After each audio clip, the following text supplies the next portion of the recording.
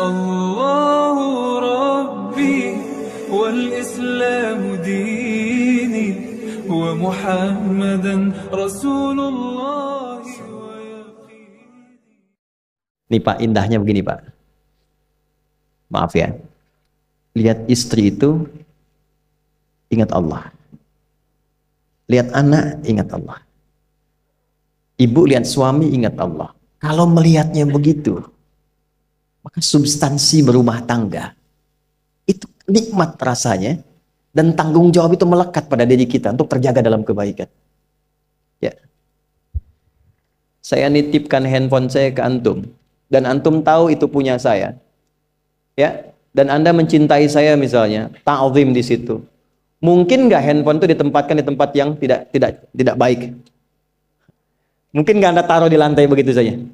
Demi Allah saya katakan, mungkin Anda akan mencari tempat terbaik, disimpan di situ, dirapi-rapikan, dilap-lap, karena Anda merasa itu punya saya yang dititipkan pada Anda. Manusia saja bisa Anda perlakukan demikian. Bagaimana ketika Anda melihat anak itu amanah Allah, yang Anda sebagai orang tuanya akan ditanya di kemudian hari. Maka kalau mau bersikap yang nggak enak itu, nggak bisa Pak kita lakukan. Mau bentak tuh nggak bisa. Mau marah tuh ditahan-tahan. Ya.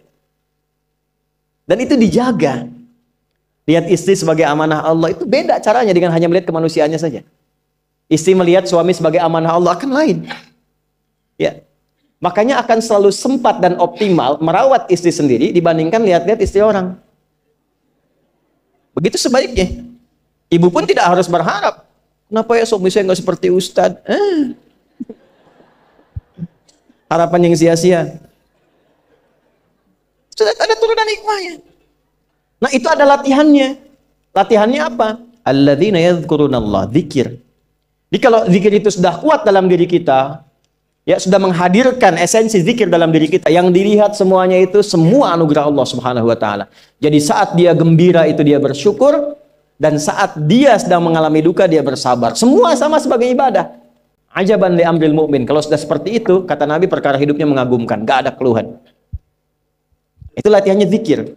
Nah, zikir ini di Quran diturunkan dalam bentuk yang pokok berupa amalan ritual. Karena itulah semua bentuk amalan ritual disebut dengan zikir. Jadi kalau kita ingin hadirkan sifat tadi, maka cara pertama tingkatkan ibadah ritual. Salat. Apalagi? Al-Quran. Saya ambil dua dulu lah, supaya nggak banyak-banyak dulu. Yang pokok salat yang kita lakukan tiap hari. Tinggal kuantitas dan kualitas kita tingkatkan. Maaf, lihat sini baik-baik. Salat itu di Al-Quran disebut dengan zikir. Dalilnya Quran surah ke-20 ayat ke-14. Dan langsung disarikan dengan fungsi ibadah sebagai fungsi hidup kita. Sudah? Perhatikan baik-baik. Innani anallah la ilaha illa ana fa'budni wa aqimis salata lidzikri. Itu dalilnya. Sayalah Allah, kata Allah. La ilaha illa ana, tidak ada Tuhan yang layak dipertuhankan dan layak disembah kecuali saya, Allah. Allah. Bagaimana kenal Allah sebagai Tuhan? Ya, yang layak disembah, yang harus dipertuhankan, kenalnya bagaimana? Mendekatnya bagaimana? Fa'budni, sembah saya supaya kamu kenal saya, dekat dengan saya, tahu saya. Bagaimana caranya? Wa aqimis shalah, tunaikan salat. Jadi kalau pengen dekat dengan Allah, terkoneksi kepada Allah, tersambung, punya sifat tawakal yang kuat, nih tingkatkan salatnya, tambah. Makanya tiap hari kita sholat 5 waktu itu untuk membangun konektivitas dengan Allah. Sebab kalau sudah dekat, aksesnya pun terbuka semua. Itu maksudnya. Anda dekat dengan pimpinan, akses di perusahaannya kan mudah untuk diakses. Ya kan? Kita punya kenalan yang kuat, yang punya sesuatu, aksesnya mudah dibuka. Kita kenal Allah dan dekat dengan Allah, apa yang sulit bagi Allah. Dan ini kita yakin. Nah sekarang Allah kasih jalan. Coba lihat orang-orang dulu, ya. Mereka ketika akan melatih dirinya untuk tersambung kepada Allah, sholat semua, termasuk para nabi, rasul. Tapi dahsyatnya, Ketika ada apapun dalam kehidupannya yang sulit Allah mudahkan. Minta langsung dikabulkan. Dan sangat luar biasanya seringkali terjadi mintanya lewat sholat. Nabi Zakaria itu kan dihukumi istrinya oleh medis itu menopause dan mandul. Maaf, nggak mungkin punya keturunan. Kapan mintanya? Dalam sholat. Mohon sama Allah.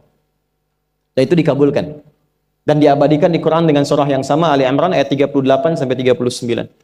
Hunalika da'a Zakaria rabbah qala rabbi habli min ladunka dzurriyyatan thayyibah innaka sami'ud du'a. Ya Allah, mereka mengatakan aku nggak mungkin punya keturunan. Mereka mengatakan istriku punya keterbatasan. Maka aku memohon kepadamu yang tidak punya batas dalam pemberian. Engkau yang maha mendengar. Kalau kepada yang maha mendengar doa saya tidak dikabulkan, mohon tunjukkan kepadaku lewat sholat ini ya Allah, dengan cara apa lagi dan kepada siapa aku mesti memohon. Itu nggak nunggu lama, permohonan selesai turun jawaban ayat 39-nya. Fanadatul malaikatu wa huwa qa'imun yusalli fil mihrab. Turun malaikat mengabarkan engkau dapat kabar gembira akan punya anak, langsung namanya dikasih Allah Yahya. Annallaha yubasyiruka bi Yahya. Artinya hidup yang mustahil menurut manusia, lahir dari rahim seorang perempuan, maaf, yang divonis monopause dan mandul, bayi yang hidup, kata Allah nggak ada yang mustahil, lahir dan terjadi itu. Yahya, John, lahirlah. Kapan terjadinya? Saat sholat.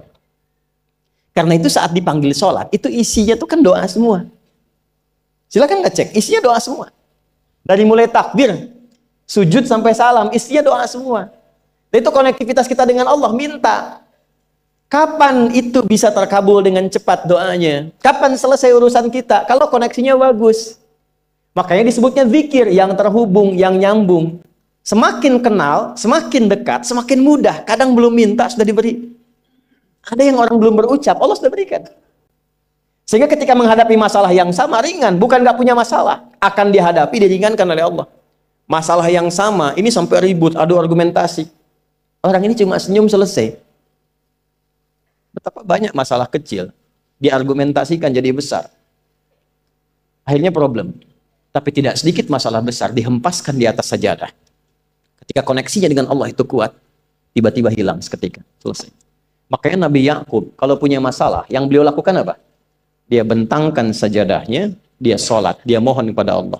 Itu dilestarikan di Quran surah ke-12 Yusuf ayat ke-86.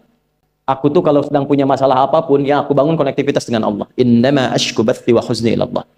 Saya curhatnya cuma sama Allah. Ini Pak, ini bagian pertama. Nah, jadi kalau ingin semakin kuat, sampai ada masalah diringankan, mau kerja dibukakan pintunya, itu ada jenisnya. Yang pokok ada 5 waktu, 17 rakaat. Yang detil itu ada pada sunnahnya. Dan itu hebatnya dalam Islam. Dijelaskan caranya, disebutkan tujuannya, dan diterangkan hikmahnya. Contoh. Kita sekarang jam berapa? Jam 9.20. Di waktu saat ini ada waktu sholat disebut dengan sholat duha. Duha itu dibagi 3. Ada awal duha, penguat zikir, pengganti seluruh bagian zikir di tubuh kita, yang disebut dengan syuruk. Itu kurang lebih jaraknya 1 jam setelah subuh. Jadi kalau tadi 4.45, ya 5.45 menjelang jam 6 itu masuk syuruk. Setelah itu masuk ke jam 8 sampai ke kurang jam 10 itu pertengahan duha. Pertengahan duha. Apa fungsinya? Di antaranya mempermudah rizki. Di antaranya. Bilangannya berapa? 2 sampai 4 rakaat bisa dikerjakan. Ya, dan harapannya apa? Bukan pada rizkinya. Ya, jadi jangan sampai motifnya cuma sekedar keduniawi, kurang tepat. Kenalkan kepada Allah, nanti biarkan janji yang disampaikan oleh lisan Rasulullah itu terjadi. Ya, jangan pada rizkinya, ini terbatas, cuma sampai situ. Tapi kalau kita minta sama Allah, dikasih jalannya itu dari sisi yang tidak kita duga. Anda berhitung, Allah kasih hitungan. Anda tak berhitung, Allah kasih apa yang tidak pernah Anda hitung sebelumnya. Itu poinnya. Maka lakukan sholat dekati, itu yang disebut sholat duha. 2 rakaat, tambah lagi 2, untuk kenal Allah. Kalau sudah merasakan dekat, sudah nyaman, sudah enak, muncullah kemudian kesan dalam hati. Terserah Allah mau kasih berapa. Yang penting sudah enak, sudah damai. Di titik itulah kemudian Allah limpahkan dari apa yang nggak pernah kita duga sebelumnya. Tiba-tiba keluar, kok ada telepon, dapat proyek, dapat macam-macam. Tapi tujuan sholatnya bukan untuk proyeknya. Buat kenal Allah, ulul albab ini. Kalau cuma pengen lancar, baru serabutnya. Kalau cuma pengen lulus proyek, itu baru daging luarnya. Ulul albab itu kenal Allahnya, sehingga dia tahu akses intinya tuh itu. Itu poinnya. Dan gak mahal. Emang kalau sholat duha di Anur bayar, Pak? Pakai biaya. Baiknya luar biasa. Sudah? Satu. Kalau mau lagi misalnya, ini yang paling dahsyat nih. Dibimbing kita sampai ke posisi terbaik di apapun itu. Jadi ayah terbaik, ibu terbaik. Ya, jadi karyawan strategis, di militer terbaik. Terbaik tuh gini, di tempat terbaik yang memuliakan tuh makom namanya. Makanya kuburan sering disebut makam kan? Ya kan? Maksudnya apa? Maksudnya Anda selama hidup berkaryalah yang baik, ibadah yang benar, sehingga Anda wafat pun terhormat. Ya, kata makom itu pertama kali di Al-Baqarah ayat 125, makom Ibrahim. Ya. Ketika Allah sampaikan dalam Al-Qur'an, didapatkan di situ makom Ibrahim, wa idz ja'alnal baita matsabatan lin-nasi wa amna wattakhidhu min maqami Ibrahim. Makanya kalau kita tawaf, itu dari mulai Hajar Aswad kan sampingnya dekat sekitar 5 meter ada makom Ibrahim kan? Itu tapak kaki pertama beliau meninggikan pondasi Ka'bah, dan di situ diabadikan kemuliaannya sampai beliau wafat. Dikenal sampai sekarang. Ya, setelah sekian abad. Jadi kalau kita ingin terhormat dan masih dikenang sampai kapanpun, itu makom namanya. Tapi ada cara yang lebih hebat. Anda di posisi itu, lawan pun mengakui memang Anda yang pantas ada di situ. Itu namanya makom mahmuda. Makom mahmuda. Siapa yang bikin urutan 100 tokoh paling berpengaruh di dunia? Siapa? Saya tanya, yang nulis siapa namanya? 100.000? 200.000? Dia mencari langsung di Google tuh.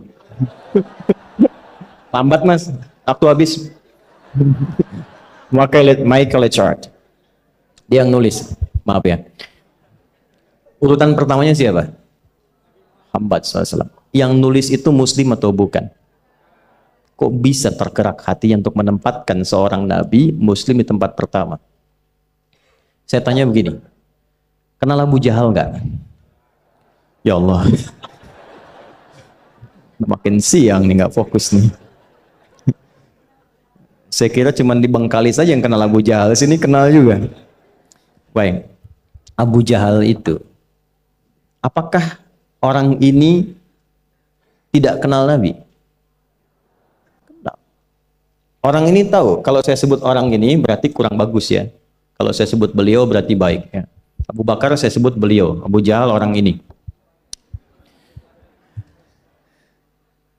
Maksudnya Abu Jahal. Apakah orang ini tidak tahu kalau Nabi itu mulia? Nabi unggul. Nabi hebat kan? Jadi mengakui sebetulnya Nabi unggul. Dan gulat dengan Nabi itu dalam olahraga kalah. Dia tahu Nabi itu kuat. Ya. Di dalam cinta juga tahu Nabi paling unggul. Abu Jahal melamar Sayyidah Khadijah ditolak, Nabi nggak lamar, Sayyidah Khadijah minta dilamarin. Ya. Dari sejak itulah dia nggak mau tahu semua yang dari Nabi, pokoknya semua harus jelek. Walaupun dia tahu itu baik. Nggak kenal, sampai nggak menanamkan pada dirinya nggak ingin kenal kebaikan Nabi. Nggak ingin kenal pada sesuatu, itu jahlun namanya. Jadi kalau ada mbahnya yang paling bodoh, yang nggak pengen tahu, itu Abu Jahal namanya. Maka sejak saat itu orang ini disebut dengan Abu Jahal. Tapi Abu Jahal pun itu meyakini kebenaran, kekuatan Nabi, cuman karena iri saja. Gitu. Tapi dia nggak bisa nolak. Menilai seseorang di tempat terbaik yang kita nggak bisa nolak dan mengakui memang dia orang yang terbaik, itu namanya makom mahmuda. Tahukah Anda?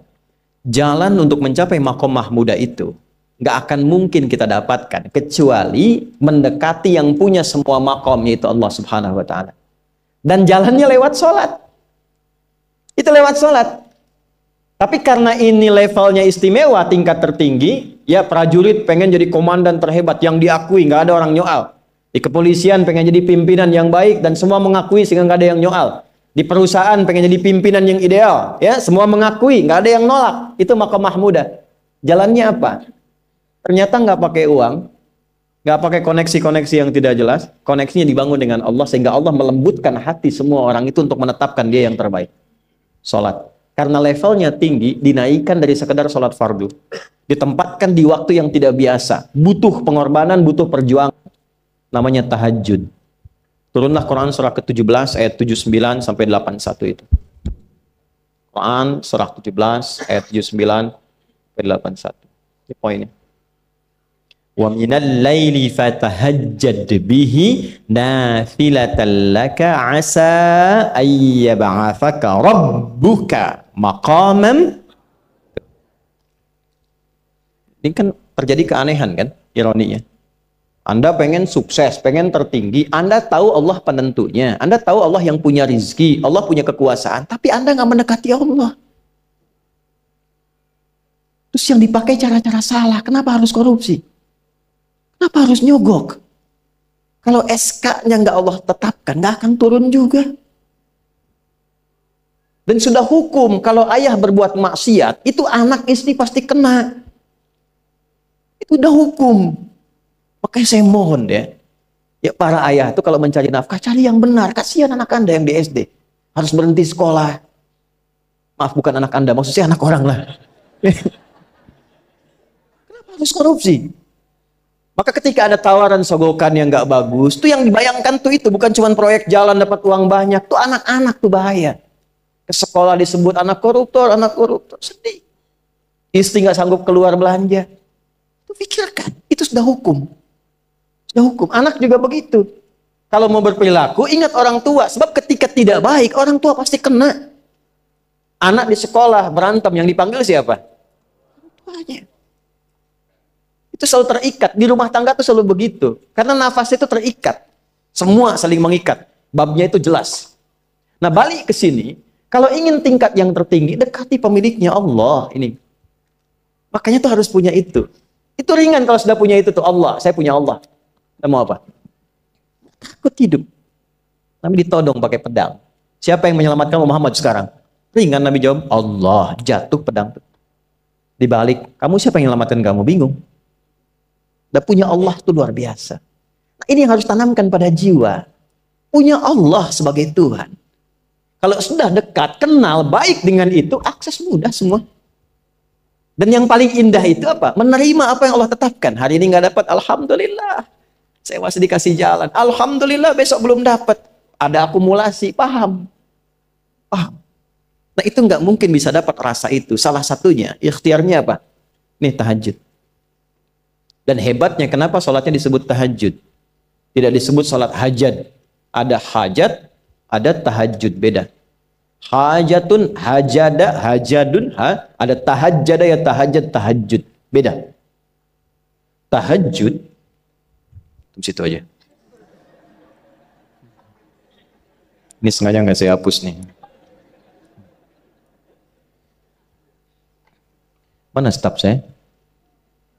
Oh. Foto nih ya.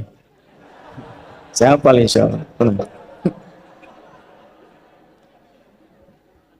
Tahajud. Asalnya dari kata hajada. Begini. Ha, jim, dal. Ditambah ta di depannya. Lalu ada tasydid sebelum akhirnya. Nih. Ini akarnya 3 huruf. Ha, jim, dal. Hajada itu asalnya bangun dari tidur malam. Tidur dulu, lalu bangun setelah itu. Itu hajada. Pelan-pelan. Paham sampai sini? Kita teruskan. Kalau kita ingin berusaha untuk bangun, mengoptimalkan diri untuk bangun, maka tambahkan tak di depannya. Berusaha untuk mendapatkan atau mencapai sesuatu. Kalau yang kita akan lakukan itu tidak mudah, nggak gampang bangunnya, sehingga butuh rencana, butuh persiapan, ya kan? Maka tambahkan tasydid sebelum huruf akhirnya. Dari kata syiddah, apa yang mau dikerjakan ini nggak mudah. Memang pengen bangun itu jam 3. Tapi kan nggak tiba-tiba ujuk-ujuk bangun jam 3, belum tentu. Ya kan? Kita harus rencanakan dulu supaya bisa bangun, saat bangun tuh siap, bukan cuma bangun. Bangun jam 3, salatnya 4:30, ya kan jauh. Maka untuk bangun jam 3 itu butuh persiapan, nih syiddah. Maka rencanakan, pasang alarm 3 kali. Misal yang ikhtiarnya jam 2, jam 2.15, jam 2.30. Alarm jam 2 untuk mematikan alarm yang kedua. Gitu kan? Yakin saya Anda kalau pasang alarm malam tuh nggak satu, yakin? Bangun, ceklek, mati. Minimal ingat akan ada alarm berikutnya kan? Nah, itulah tak. Allah itu sudah tahu modus-modus kita itu. Karena alim maha mengetahui. Detailnya kan kita lakukan kan Allah sudah tahu. Alarm yang kedua membangun kesadaran paripurna. Peringatan kedua. Kalau pengen bangun, enggak tertidur. Maka ketika sampai pada alarm ketiga, sudah sadar kita. Oh. Bapak Bu, alhamdulillah. Lebih baik telat daripada enggak sama sekali. Bangun. Nah, ini. Kalau kita tarik ke implementasi hidup, pengen level tertinggi itu butuh perjuangan. Latihan dulu, kan? Menguras fisik, energi, tenaga, biaya. Hasilnya indah. Tapi ada jalan cepat untuk mendapatkan itu. Nih aksesnya bangun kepada Allah. Gitu. Kalau kita tingkatkan ini, itu luar biasa. Jadi itu. Jadi. Nah, kalau ini terus ditingkatkan, terus tingkatkan, nanti membangun value yang terasa. Ada nilai-nilai yang terasakan, kita merasa lebih dekat dengan Allah. Yang biasanya tadi dipanggil azan baru ingat sekarang, baru selesai subuh udah ingat isya. Nanti isya bagaimana, gitu kan, urutkan. Tapi tetap zuhur juga, zuhur, asar, maghrib, isya. Waktunya kenal, jam berapa. Bahkan dipetakan, saya nanti akan ke sini, masjid yang terdekat di situ. Jadi lihat peta itu, ya, lihat peta jalan, saya nggak sebut nama supaya nggak endorse. Itu lihat peta jalan, itu dia petakan, saya akan sampai di situ jam berapa, durasinya berapa, masjidnya di mana. Kalau tertinggal di situ, di sini saya sholat Jumatnya. Sampai ke situ. Nah, value yang membuat kita semakin meningkat dekat dengan Allah, itu takwa namanya. Takwa. Disebutkan sebanyak 240 kali dalam Al-Quran. Nah, intinya itu ini nih. Jiwa takwanya. Kalau ini sudah ada, Allahu Akbar. Silahkan Anda keluarkan semua kata-kata takwa di Quran. Tidak ada kecuali yang indah semuanya. Quran surah 65. 65 itu babnya bab tolak. Surahnya At-Tolak. Tolak itu persoalan terbesar di rumah tangga. Nggak akan bisa terjadi yang demikian itu kalau ada takwa di dalamnya. Nyambung. Kalaupun mesti terjadi, itu spirit takwa mengarahkan pada yang terbaik. Makanya di ayat kedua di ujungnya, sampai ke ayat 3, apa yang terjadi? Di rumah tangga itu kan cuma 2 babnya. Satu masalah dari komunikasi, yang kedua materi. Perhatikan, wa may yattaqillaha yaj'al lahu makhraja wa yarzuqhu min haitsu la. Siapapun yang mampu meningkatkan takwanya kepada Allah, pakai man tuh setiap personnya. Suami, istri, ayah, ibu, anak, satu keluarga mencoba meningkatkan takwa. Dia tahajud, bangun semua ingatkan. Bangun semua tahajud, salat duha, yuk ingatkan dimanapun. Alhamdulillah. Apa yang terjadi ketika dilakukan? Apa jawab Allah? Yaj'al lahu makhraja. Enggak pakai alif lam, makhraja. Masalah apapun yang engkau alami, suami berangkat ada masalah. Ada masalah umum yang semua orang mengalami itu. Tapi yang ini enggak. Kena macet, ada macet, dia mau berangkat, tiba-tiba diarahkan, jangan lewat situ Pak, macet, Bapak kesini aja. Ya. Pak ikut kami saja Pak, tiba-tiba patwal datang, ayo ikut. Ya, itu bisa terjadi. Wa yarzuqhu min haitsu la yahtasib, bahkan rezekinya pun itu datang dari sisi yang enggak diduga. Gak nyangka ya, emang gak sangka datangnya. Ya, habis sholat, tiba-tiba telepon masuk, belum selesai proyek, ini ada permintaan itu. Beda istidraj dengan takwa itu lain. Kalau istidraj itu bertambah tapi lupa Allah. Hati-hati. Proyek nambah, sholat lupa, hati-hati. Hati-hati ya. Pekerjaan menambah, omset nambah, tapi gak pernah bisa ngaji. Gak pernah mampu sholat, hati-hati itu. Dan paling bahaya kalau itu nambah terus sehingga membuat lupa semua ibadah. Itu istidraj namanya. Istidraj. Ancamannya akhirat tuh, hati-hati. Segera ingat, segera ingat. Tapi kalau semakin nambah, semakin ingat Allah, itu anugerah. Karena Allah telah menilai hamba ini paham menjalani kehidupan, sehingga dia ngerti. Makanya Utsman, Abdurrahman bin Auf, setelah masuk Islam, hartanya makin nambah. Karena kenapa? Karena telah dinilai layak mengelola harta, paham cara mengelolanya. Dapat segini, alokasikan ke sini. Dapat segini, alokasikan ke sini. Pak, di mana logikanya? Ada 600 truk hasil usaha. Bapak punya 600 perusahaan. Satu perusahaannya itu bergerak di bidang misalnya logam mulia. Ya, ada emas, ada berlian, ada macam-macam dan sebagainya. Satu kali Anda berhasil mendapatkan kurang lebih 600 truk logam mulia di dalamnya. Mau datang kemudian ke tempat Anda di jalan. Tiba apa yang terjadi? Ada komen tetangga kepada Anda. Misal, komennya nggak langsung, cuma ke teman tetangga Anda dengar.